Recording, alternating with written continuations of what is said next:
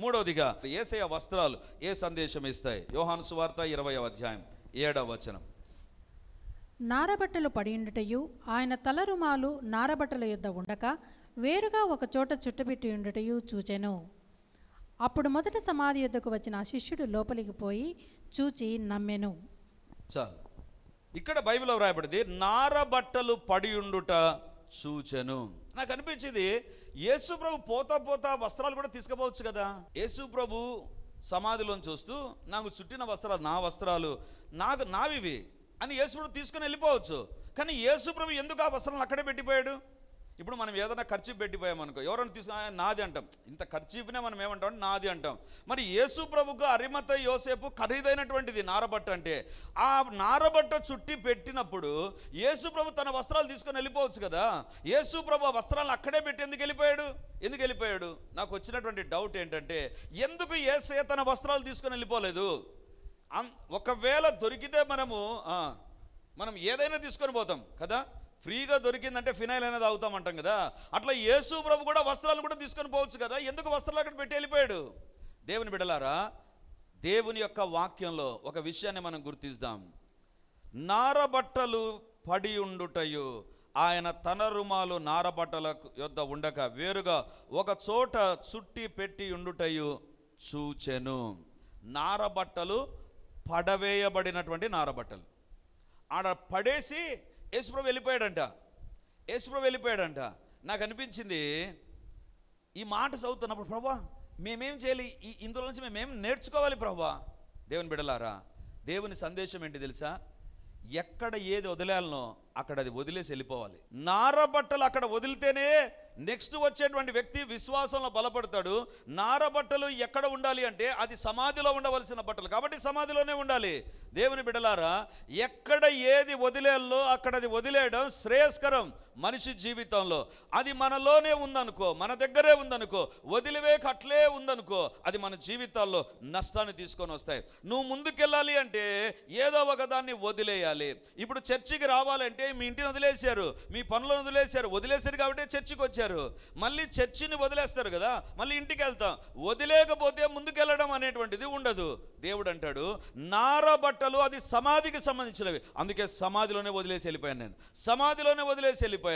ఎక్కడ ఏది వదిలేయాలనో అక్కడ వదిలేసే, అదే నీ జీవితానికి క్షేమకరం. పేతురు అంటాడు, ప్రభువా నేను నీ దగ్గరికి రాకుండా నా వలలు అడ్డుగా ఉన్నాయి, ఈ వలలు వదిలేస్తాను ప్రభువా, ఈ వలలు వదిలేస్తాను. అక్కడ పేతురు వలను వదిలేకపోతే జీవితాంతం పేతురు వల దగ్గరే ఉండేవాడండి.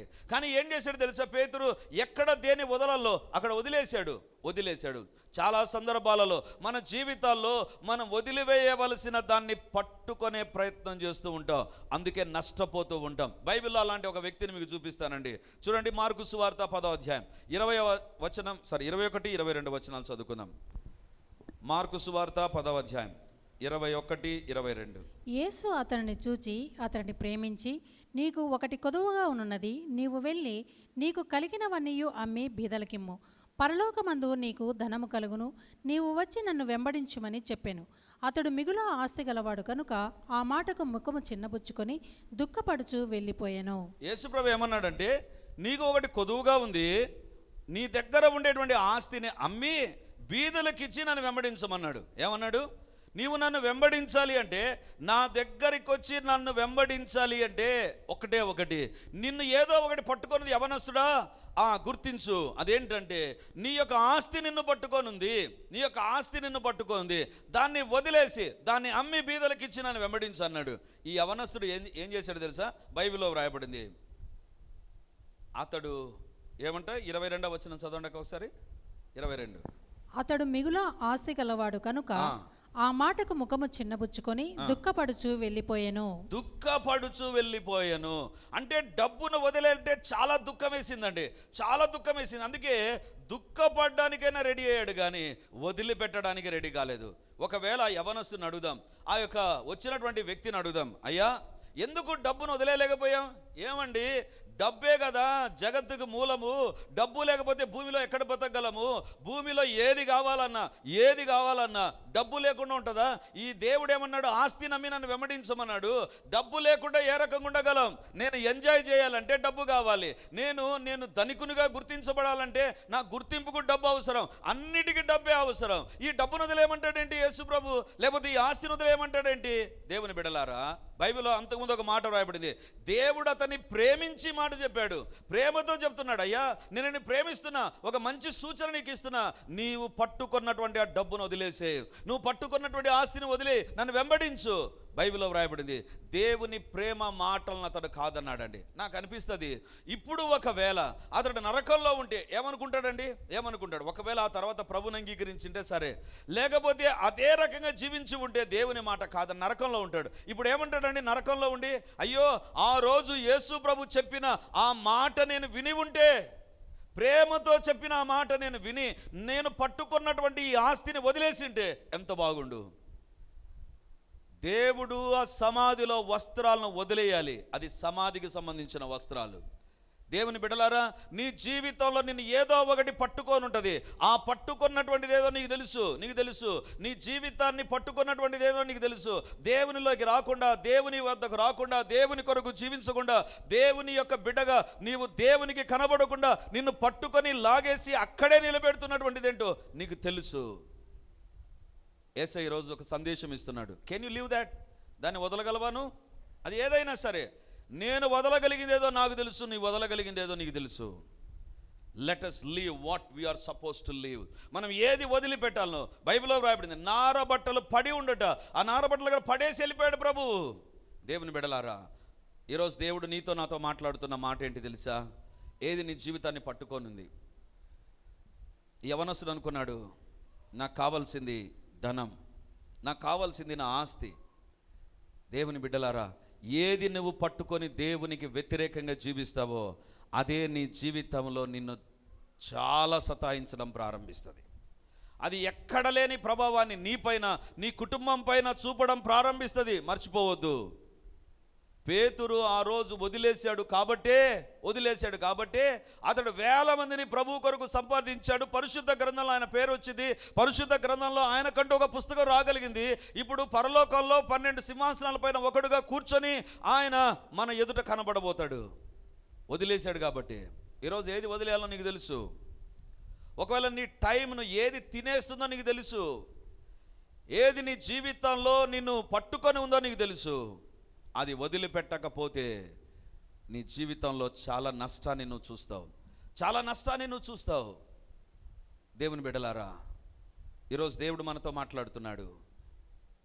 యేసు ప్రభు సమాధి వస్త్రాలు ఇచ్చే 3వ సందేశం ఏంటి తెలుసా? ఎక్కడ ఏది వదిలేయాలన్నది వదిలేద్దాం. లేదా ఏం కొంచెం తేడా వచ్చినా అది నీ జీవితం పైకే వస్తుంది. మొదటిగా దేవుని యొక్క వస్త్రాలు ఇచ్చే సందేశం ఏంటి తెలుసా? నెంబర్ 1, ఆయన సర్వోన్నతుడు, సర్వశక్తి కలిగిన దేవుడు. రెండవదిగా ఆయన ప్రధాన యాజకుడు, నీ పాపాలను క్షమించగలడు. మూడవదిగా ఎక్కడ నీవు ఏది వదిలేయాలో అక్కడ వదిలేస్తేనే నీకు క్షేమం. వదిలేకపోతే ఏమవుతుంది? చాలా నష్టం జరుగుతుంది. ఈరోజు దేవుడు మాట్లాడుతున్న మాట ఏంటి తెలుసా? అదే, నీ జీవితంలో వదిలేవలసిందేదో వదిలేయి, అప్పుడే నీ జీవితానికి క్షేమం అది. కానీ నువ్వు పట్టుకొని ఉన్నావా? ఈ ధనవంతుడు అనుకుంటాడు, ఏంటి దేవుడు ఇట్లా మాట్లాడాడు? సామెత ఉంది కదా, ధనం మూలం జగత్. అంటే ధనం లేకుండా జగత్తే ముందుకెళ్ళదు కదా, ప్రతిదానికి డబ్బే కదా. మరి దేవుడు ఏంటి ఈ రకంగా అనుకున్నాడు అనుకొని దాన్నే పట్టుకున్నాడు, దుఃఖపడుచు వెళ్ళిపోయాడంట. జీవితం మారకుండా ఉంటే నరకంలో యుగయుగాలు దుఃఖమే. ఈరోజు దేవుడు మనతో మాట్లాడుతుంటున్నాడు. ఏది వదిలేయమని దేవుడు నీతో మాట్లాడతాడో అది ఖచ్చితంగా నేను వదిలేయాలి. అది నీకు తెలుసు. అది ఒకవేళ క్షమించరాని స్వభావమా, ఒకవేళ గర్వమా, ఓర్వలేనితనమా, ఏదైనా సరే ఏది వదిలేనో నీకు తెలుసు. అది వదిలేస్తేనే క్షేమం. మూడవదిగా అతి ప్రాముఖ్యమైన భాగంలోనికి వస్తాను. యోహాను సువార్త 20వ అధ్యాయం 7వ వచనం. నారబట్టలు పడియుంటయు ఆయన తలరుమాలు నారబట్టలద్దు ఉండక వేరుగా ఒక చోట చుట్టిపెట్టి ఉండుటయు చూచెను. నారబట్టలు పడియుండుటయు ఆయన తలరుమాలు నారబట్టల యొద్ద ఉండక వేరుగా ఒక చోట చుట్టిపెట్టి ఉండుటయు చూచెను. ఇందాక నారబట్టను గురించి మాట్లాడాను. ఇప్పుడు రెండవదిగా ఆయన తలరుమాలు నారబట్టల యొద్ద ఉండక వేరుగా ఒక చోట చుట్టి పెట్టి ఉండుటయు చూచెను. దేవుని బిడ్డలారా, ఒక ప్రశ్న అడుగుతాను. ఏంటి అంటే, భోజనం చేసేటప్పుడు టేబుల్ మేనర్స్ అనేటువంటి ఉంటాయి కదా. టేబుల్ మేనర్స్ ఏం మాట్లాడుతున్నావునా కొంతమంది చూస్తున్నారు. యేసు ప్రభు యొక్క వస్త్రాల గురించి మాట్లాడుతూ సడన్గా టేబుల్ మేనర్స్ దగ్గరికి పోతున్నావేంటి? భోజనాన్ని కూర్చున్నప్పుడు కొన్ని మర్యాదలు ఉంటాయి. కొన్ని మర్యాదలు అంటే కొంతమంది తింటూ ఉంటారు చూసారా, వాళ్ళు తిన్నప్పుడు శబ్దాలు వస్తుంటాయి అని శబ్దం చేస్తూ తింటారు. కొంతమంది తింటూ ఉంటారు చూసారా, వాళ్ళకు నోరు వాళ్ళకే ఉన్నట్టుగా, వాళ్ళకే వెళ్ళినట్టుగా ఇంకా నాకి పెడుతూ ఉంటారు. అది వాళ్ళకు ఉండేటువంటి. అలా తినకూడదు, మనం అలా తినకూడదు. ఎందుకంటే అప్పుడప్పుడు మనం కూడా ఇక్కడ భోజనం చేస్తుంటాం కదా, కొంచెం డీసెంట్గా తినాలి. మనకే నోరు మనకే వేళ్ళు ఉన్నట్టుగా తినకూడదు మనం. ఎందుకు ఈ బాగానే చెప్తున్నానంటే, దేవుని బిడ్డలారా, ఇశ్రాయేల్ దేశంలో ఒక కల్చర్ ఉంది. ఇశ్రాయేల్ దేశంలో కూడా వాళ్ళకి టేబుల్ మేనర్స్ ఒకటి ఉంటుంది. యేసు ప్రభు జీవించిన దినాల్లో ఉన్నటువంటి పరిస్థితులు ఎలాంటివంటే, ఆ దినాల్లో బానిసలు అనేటువంటి వాళ్ళు ఉండేవారండి, లేదా ఇంట్లో పనివారు అనేటువంటి వాళ్ళు ఉండేవాళ్ళు. వాళ్ళు ఏం చేసేటువంటి వారు తెలుసా? వాళ్ళు ఏం చేసేటువంటి వారంటే, యజమానికి అవసరమైనటువంటి టేబుల్ను వాళ్ళు రెడీ చేస్తారండి. భోజనపు టేబుల్ను వాళ్ళకి ఏమేమి అవసరమో అన్నీ రెడీ చేస్తారు. అన్నీ రెడీ చేసి దూరంగా నిలబడుకొని ఉండాలి. దూరంగా నిలబడుకొని ఒక దాన్ని గమనిస్తూ ఉండాలి. వాళ్ళు ఏంటి గమనిస్తుండాలంటే, ఆయన టేబుల్ దగ్గర ఒక క్లాత్ ఉంటుంది. ఆ క్లాత్ను వాళ్ళు గమనిస్తూ ఉండాలి. యజమానుడు భోజనాన్ని మాత్రమే కాదు, యజమానుని దగ్గర ఉండేటువంటి పదార్థాలు అయిపోయా లేవా అని కాదు, యజమానుని దగ్గర టేబుల్ దగ్గర ఉండేటువంటి టేబుల్ క్లాత్ కాదు, అతడు ఉపయోగించేటువంటి ఒక పర్సనల్ క్లాత్ ఒకటి ఉంటుంది. ఆ క్లాత్ను అతను గమనిస్తూ ఉండాలి. ఎందుకు గమనించాలంటే, ఒకవేళ తన టేబుల్ మీద తను ఇలా అని అలా వేసిపోయాడంటే అర్థం ఏంటి తెలుసా? అయిపోయింది, ఇక నేను తినను.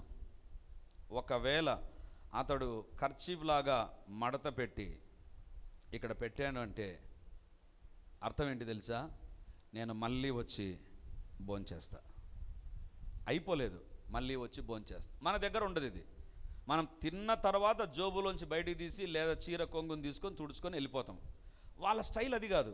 వాళ్ళ స్టైల్ ఏంటంటే, తినేటప్పుడు దే విల్ ఫాలో దిస్. ఎందుకు ఈ బాగానే చెప్తున్నానంటే, టేబుల్ మేనర్స్ గురించి ఎందుకు ఇప్పుడు మాట్లాడుతున్నానంటే, అక్కడ చూడండి, ఒక చోట చుట్టి పెట్టి ఉండుటయు చూచెను. వస్త్రం ఏం చేయబడిందంట? చుట్టి పెట్టబడి ఉండుట చూచెను. ఎందుకు యోహాను ఈ సువార్తను రాస్తూ అది రాశాడంటే, that is important in their culture.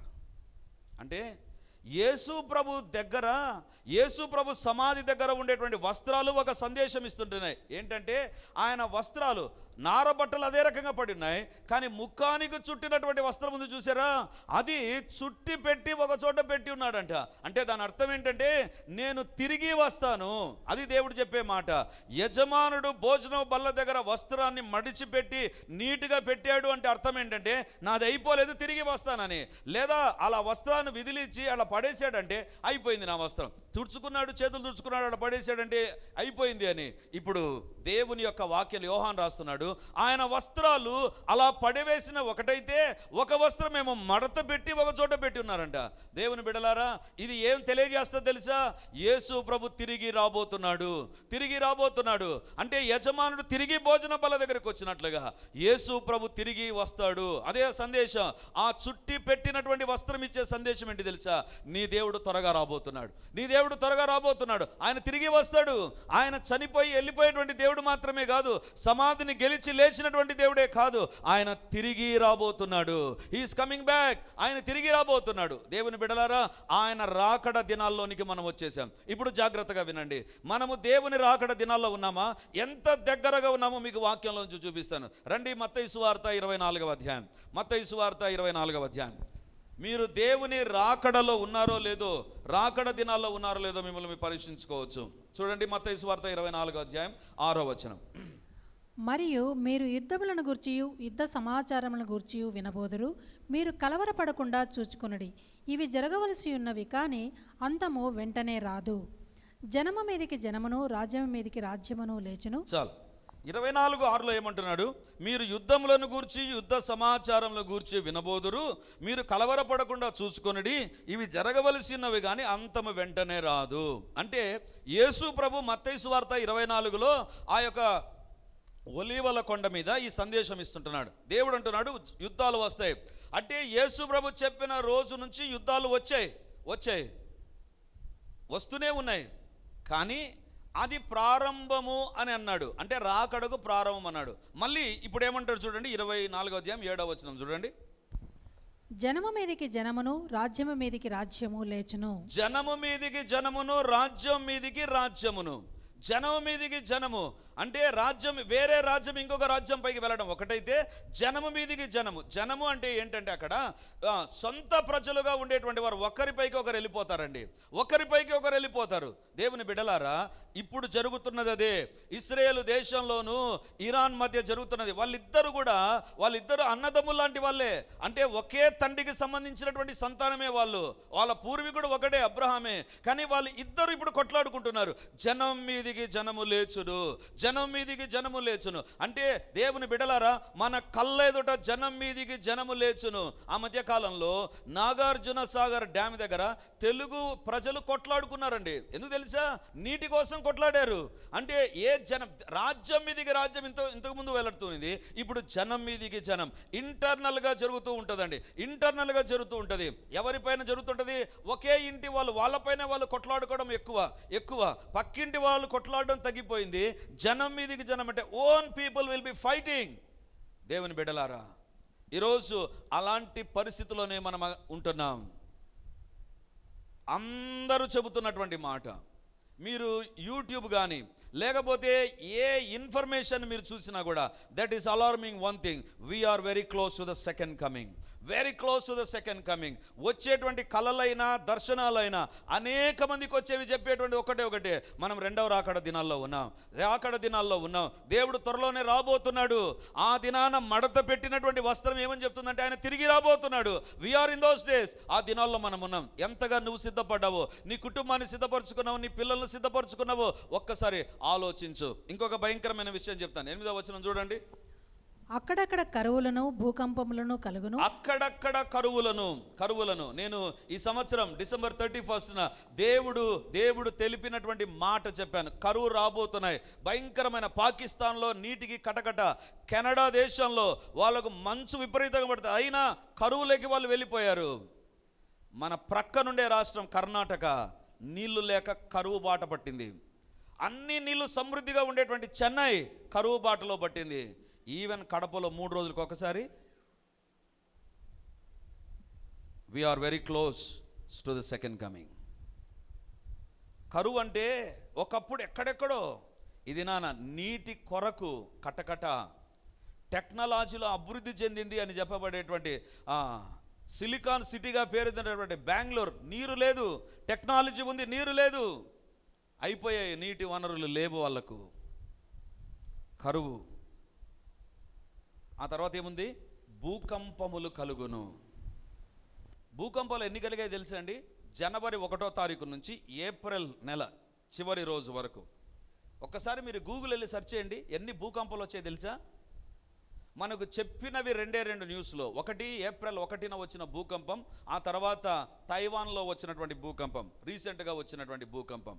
But according to the records 4,345 భూకంపాలు ఆల్రెడీ ఏప్రిల్ నెల వరకు వచ్చేసాయి. ఎన్ని భూకంపాలు? 1-2 కాదు, పేపర్లో వచ్చింది 2, కానీ 4,345 భూకంపాలు వచ్చేసాయి. దేవుని బిడ్డలారా, హైయెస్ట్ మ్యాగ్నిట్యూడ్ ఉండేటువంటివే, అంటే బిల్డింగ్లు కదిలి, లైట్లు కదిలివి, అవి కదిలినప్పుడే, సీసీ కెమెరాలు రికార్డ్ చేసినప్పుడే మనం భూకంపం అనుకుంటాం. కానీ దేవుని బిడ్డలారా, ప్రపంచవ్యాప్తంగా ఆ కొన నుంచి ఈ కొన వరకు 4,345 భూకంపాలు ఆల్రెడీ ఏప్రిల్ మాసంలోనికి వచ్చాయి. ఇంకెన్ని రాబోతున్నాయో, ఎన్ని భయంకరమైనటువంటి భూకంపాలు రాబోతున్నాయో. We are very close to the second coming. రెండవ రాకడకు చాలా సమీపానికి వచ్చేసాం. యేసు ప్రభు వస్త్రం ఏమని చెప్తుంది తెలుసా? I'm coming back. నేను తిరిగి రాబోతున్నాను, నేను తిరిగి వస్తాను. ఇంకా ఏముందండి అక్కడ? ఇవన్నీ వేదనలకు ప్రారంభము. వేదనలకు ప్రారంభము. అప్పుడు జనులు మిమ్మును శ్రమల పాలు చేసి చంపెదరు. ఏం చేస్తారంట? శ్రమల పాలు. చంపుతారు. ఎప్పుడు లేని చంపడం అధికమైంది కదా, భారతదేశంలోనైనా ప్రపంచంలోనైనా ఎక్కడ లేని విధంగా చంపడం, సేవ చేసేవారిని చంపడం, క్రైస్తవులు అనబడిన వారిని చంపడం అధికమైపోయింది. ఎంతగా చంపుతున్నారో మన కళ్ళారా మనమే చూస్తుంటున్నాం. దేవుని బిడ్డలారా, ఆ మధ్యలో మన ప్రక్కన ఉండేటువంటి ఒక రాష్ట్రంలో లైవ్ వెళ్తుంది కాబట్టి నేను పేరు చెప్పడం లేదు, అనుకున్నాం చాలా బాగుంటుందేమో ఆ రాష్ట్రము, కానీ తెలిసినటువంటిది ఏంటంటే అన్అఫీషియల్గా we are not suppose to preach in that state. ఆ రాష్ట్రంలో మనం బోధించడానికి ఇక వీలు లేని పరిస్థితులు ఏర్పాటైపోయి సీక్రెట్గా. దేవుని బిడ్డలారా, ఆన్లైన్ ప్రేయర్కి వచ్చిన వాళ్ళకు కొంతమంది తెలిసే ఉంటుంది, నేను చెప్పేశాను. దేవునికి స్తోత్రం. We are very close to the second coming. జనములు మిమ్మల్ని శ్రమలు పాలు చేసి చంపెదరు, మీరు నా నామము నిమిత్తమై సకల జనముల చేత ద్వేషించబడుదురు. చర్చిలోనికి వచ్చి ద్వేషించడంలా, బజార్లో నిలబడి పాంప్లెట్లు ఇస్తే వచ్చి ద్వేషిస్తున్నారు. సకల జనముల చేత ద్వేషించబడతాం. ఏమంటారండి? క్రైస్తవులకు మేము ఇండ్లు ఇవ్వం. ఏంటది ద్వేషం కాక? సకల జనముల ఇంతకుముందు ఉన్నది లేదు కదా, ఇప్పుడు చేసింది కదా. ఇదంతా ఏం చెప్తుంది ఇది? We are very close to the second coming of the lord.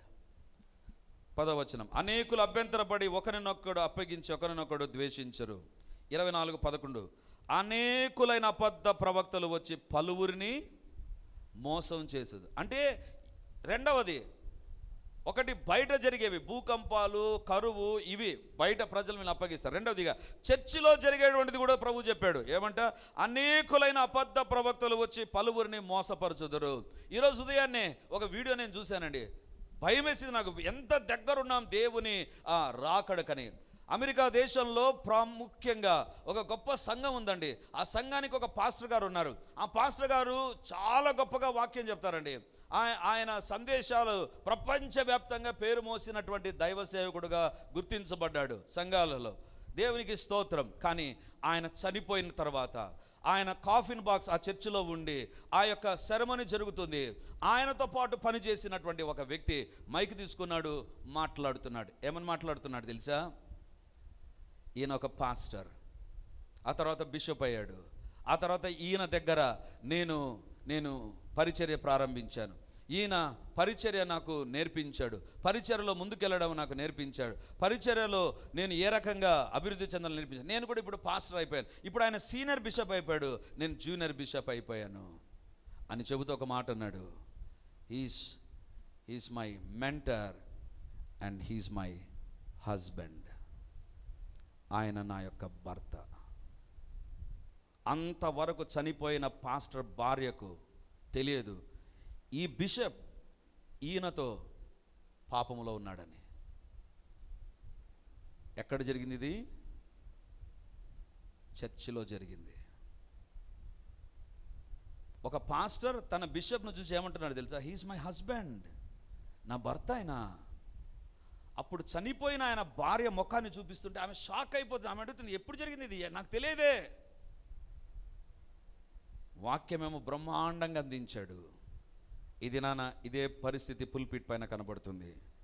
Pulpit పైన కనబడడం చాలా బాగుంటుంది, పుల్పిట్ కింద కనపడడం చాలా వేరుగా ఉంది.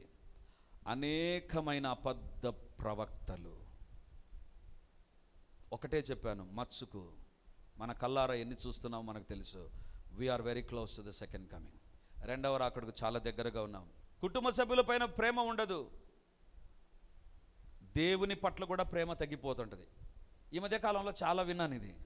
నేను ఎవరిని గురించి నేను మనసులో పెట్టుకొని చెప్పడం లేదు, అందరి గురించి మాట్లాడుతున్నా, ఇంక్లూడింగ్ మీ. ఒక పని దేవుని పని చెప్పిన తర్వాత మనం ఎంత సిన్సియర్గా చేస్తున్నామో దాన్ని బట్టే ప్రేమ దేవుని పైన ఉందో లేదో తెలుస్తుంది. ప్రేమ చల్లారిపోయినప్పుడు ఇంట్రెస్ట్ తగ్గిపోతుంది. ప్రేమ చల్లారిపోయినప్పుడు చేయబుద్ధి కాదు. ప్రేమ చల్లారినప్పుడు నీకుండేటువంటి సిన్సియారిటీ తగ్గిపోతుంది. దేవుడు అంటున్నాడు, అంత్య దినాల్లో అనేకుల ప్రేమ చల్లారిపోతూ ఉంటుంది. అనేకుల ప్రేమ చల్లార్చేటువంటి బ్యాచ్ తయారవుతుంది. చల్లార్చే వాళ్ళు ఉంటారు. నీవెందుకు పూసుకుంటావు అని మాట్లాడే వాళ్ళు ఉంటారు. జాగ్రత్త, జాగ్రత్త. అనేకుల ప్రేమ చల్లారిపోతుంది. నేను నా దేవుని ఎంతగా ప్రేమిస్తున్నానో, నా దేవుడు నా ప్రేమను గురించి చెప్పాల్సిన మాట ఒకటి ఉంది. నీ ప్రేమ చల్లారిపోయే లోకంలో చల్లారిపోకుండా ఉంది. ఇది నాన్న చల్లారిపోతుందా? బైబిల్ చదివేటువంటి విషయంలో ఇంతకుముందు నా ప్రేమ చల్లారిపోయిందేమో, ప్రార్థనకు వచ్చేటువంటి ప్రేమ చల్లారిపోయిందేమో, ఇక రెండవ రాకడలో ఎత్తబడతావో లేదో నీకే తెలుసు, నీకే తెలుసు. ఈరోజు దేవుడు మనతో మాట్లాడుతుంటున్నాడు.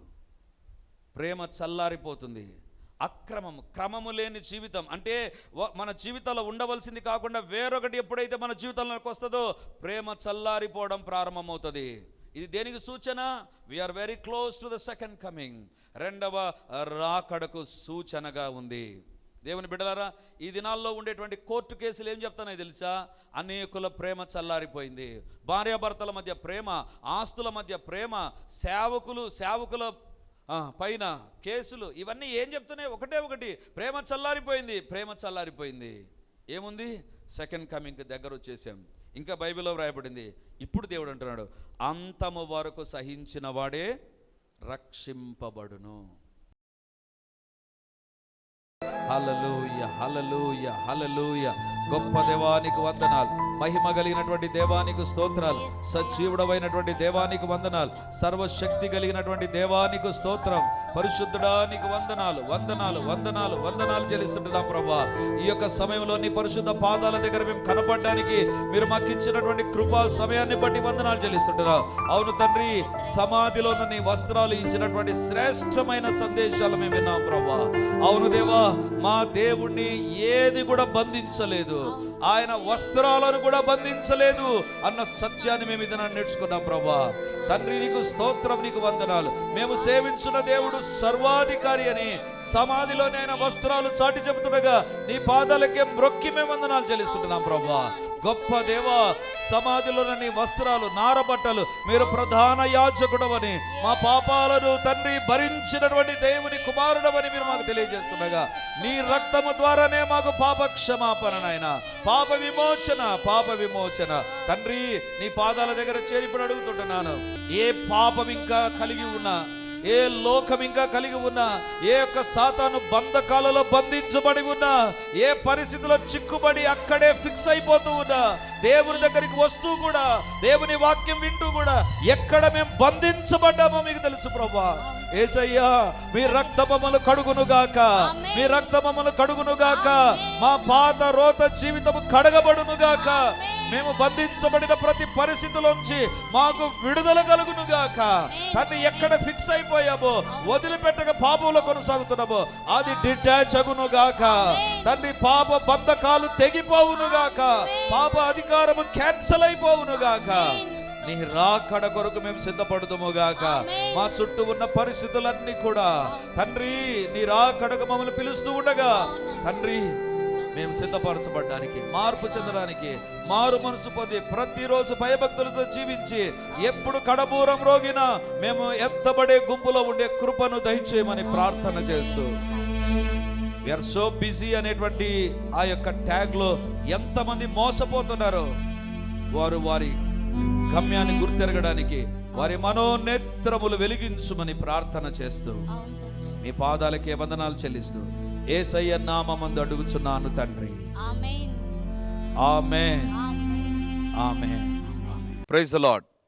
యేసుక్రీస్తు పరిశుద్ధ నామందు ఈ యొక్క విమోచన గడి అనే టీవీ కార్యక్రమాన్ని వీక్షిస్తున్నటువంటి దేవుని బిడ్డలారా, మీ ఒక్కొక్కరికి నా హృదయపూర్వకమైనటువంటి వందనాలు, శుభములు, ప్రార్థనలు తెలియజేస్తున్నాను. దేవుని యొక్క ఉచితమైన కృపను బట్టి ప్రతి ఆదివారం ఉదయం 9:30 గంటలకు మొదటి ఆరాధన రెడీమర్ చర్చ్లో జరుగుతూ ఉంది. వందలాది మంది ప్రజలు హాజరై దేవుని దీవెనలు పొందుతుంటున్నారు. మీరు కడప చుట్టూ ఉండేటువంటి గ్రామాల్లో ఉండేటువంటి వారైతే, సమీపాన ఉండేటువంటి వారైతే ఆదివారం ఆరాధనకు తప్పకుండా హాజరై దేవుని దీవెనలు మీరు పొందాలని కోరుతుంటున్నాను. మీకోసం ప్రత్యేకంగా దేవుని యొక్క సందేశం, ప్రత్యేకమైన ప్రార్థనలు, వ్యక్తిగతంగా మిమ్మల్ని కలుసుకొని మీ గురించిన విషయాలు తెలుసుకొని ప్రార్థించాలని మేము సిద్ధంగా ఉన్నాం. కాబట్టి ఈ యొక్క రెడీమర్ చర్చ్ కడప నడిబొడ్డున ఉండేటువంటి కోట్రేడి సర్కిల్ దగ్గర నారాయణ కాలేజ్ ఎదురుగా ఉండేటువంటి ఇంతకు ముందు ఉన్నటువంటి స్టార్ థియేటర్లో ఇప్పుడు జరుగుతూ ఉంది. కాబట్టి తప్పకుండా ఇతర ప్రాంతాల నుంచి వచ్చే వారికి కూడా బస్ ఫెసిలిటీ కూడా చాలా దగ్గరగానే ఉంటుంది. కాబట్టి తప్పకుండా మీరు మీ కుటుంబాలు హాజరై ఈ వాక్యపు దీవెనలు, ప్రార్థనా శక్తిని, దేవుని యొక్క అద్భుతమైనటువంటి సన్నిధిని ప్రతి ఆదివారం ఉదయం 9:30కు జరిగేటువంటి ఆరాధనలో హాజరై దేవుని దీవెనలు పొందాలని కోరుతూ ఉన్నాను. సాయంత్రం 7 గంటలకు కూడా 2వ ఆరాధన ఉంటుంది. తప్పకుండా ఈ 2 ఆరాధనలకు మీరు హాజరై దేవుని దీవెనలు పొందాలని కోరుతూ ఉంటున్నాను. మరిన్ని వివరాలకు ఈ కింద కనబడుతున్నటువంటి నంబర్ 9845669572 లేదా 9440407722కు మీరు కాల్ చేసి వివరాలు తెలుసుకోవాల్సిందిగా కోరుతున్నాను. God bless you.